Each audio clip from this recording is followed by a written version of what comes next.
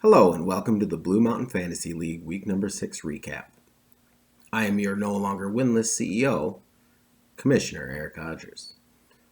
Now I received positive feedback from the video recap last week, so you know what? What the hell? Let's try this thing again. First, let me say that I feel absolutely fantastic. Now you all know that I've had a big hairy monkey on my back the last few weeks. No, it wasn't Eric Ollinger with his shirt off.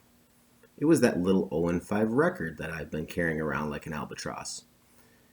Anyway, I finally got that damn thing off this week. But more about that when I get into the games. I also feel wonderful because I will be taking a little leave of the commissionership for the next 2 weeks and leaving it in the capable hands of Ben Bush and Tony Trifficti. You guys can come pick up your junior commissioner badges anytime before Friday. Let's hope that unlike Zach Smallweenie, you guys don't disgrace the commissioner's office and the BMFL in general. Now that business is done, let's get into the games. Game number 1, White Clawing Your Eyes Out versus Getting Nickels and Dimed. Now, White Clawing, fresh off a many-game losing streak, really needed a victory badly this week. He knows the daddy's biting right at his heels. I think he might secretly want that Sucky Award, if you ask me. Now, hear me out. He's been watching Ben carry that Sucky Award around wherever he goes. He watches him eat with it, cuddle with it, take a shower with it. Word has it he even takes dumps with it right by his side.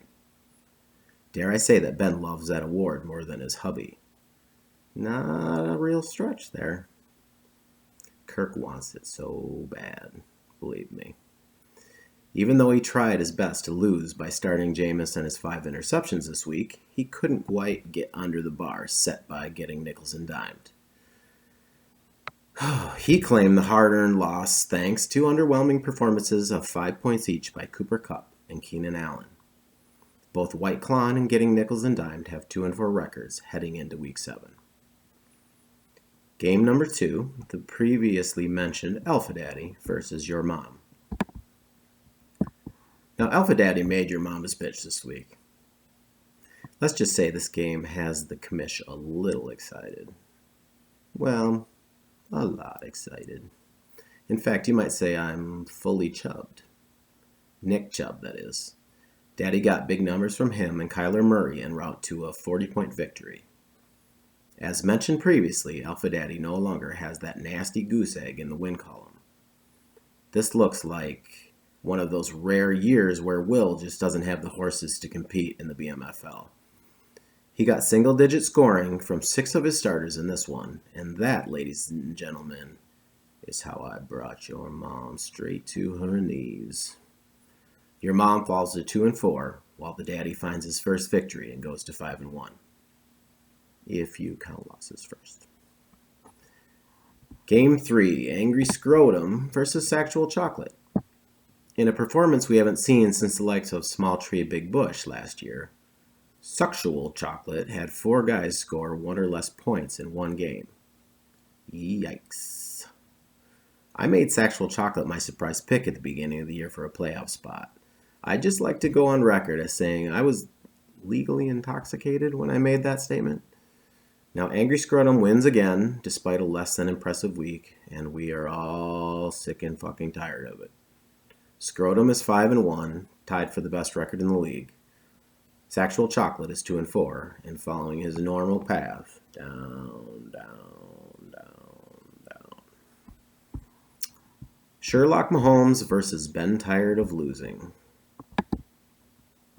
This matchup featured 2 upstarts in the BMFL, both with a real shot at the playoffs. And I can't believe I actually just said that.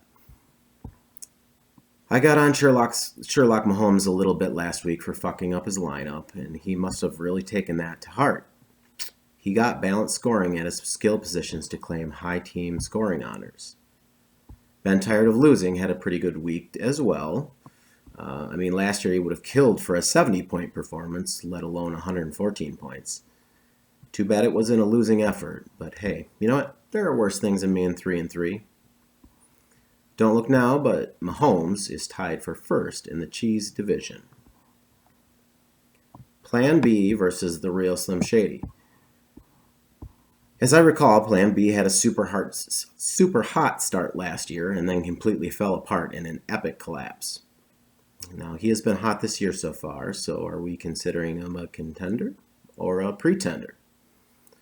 After this week, I'd have to say it's the former. So much more than just a pretty face, Plan B proving to be at least marginally intelligent as well. May I have your attention, please? Will the real Slim Shady please stand up? I repeat, will the real Slim Shady please stand up? Y'all act like you never seen a white person before. Well, we all know he's seen a white person before. He has a whole team of them. What he can't seem to find is any kind of consistency. The real Slim Shady continues his yo-yo season, falling to 3-3. Plan B goes to 5-1 and has a huge 3-game lead in the beer division.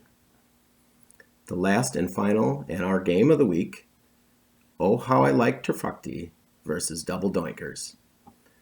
Now, we learned last week that Trifecta, well, he had a little burning down in his nether regions when he peed and was potentially suffering from some sort of ED. Furthermore, I've heard if left unchecked, such a thing can affect certain areas of the brain vital to accurately picking your fantasy lineup. Poor Tony lost his game by 53 and left 62 bench points between two obvious starters in Stefon Diggs and Carson Wentz. Instead, he started Gardner Minshew and Tyler Boyd, who gave him a grand total of 8 points. Now, let me do a little quick math in my head. That would have meant if he started Diggs and Wentz, he would have won by 1. Oh, well. Everyone knows that Double Doinkers has had a vendetta against me since he guest hosted in week 3. He let visions of grandeur get to his head, and when he lost his power, he lost his grip on reality. Poor Zach. Despite being quite mad, Doinkers leveraged great games by James Conner and Tom Brady and was never really in danger in this matchup with Trifecta. Doinkers evens his record to a respectable 3-3, and Trifecta, even with the loss, maintains a partial lead in the cheese division at 4-2. And that is your Week 7 recap, folks. And I am off to sunny Florida to take a dip in the ocean. If you smell what the commish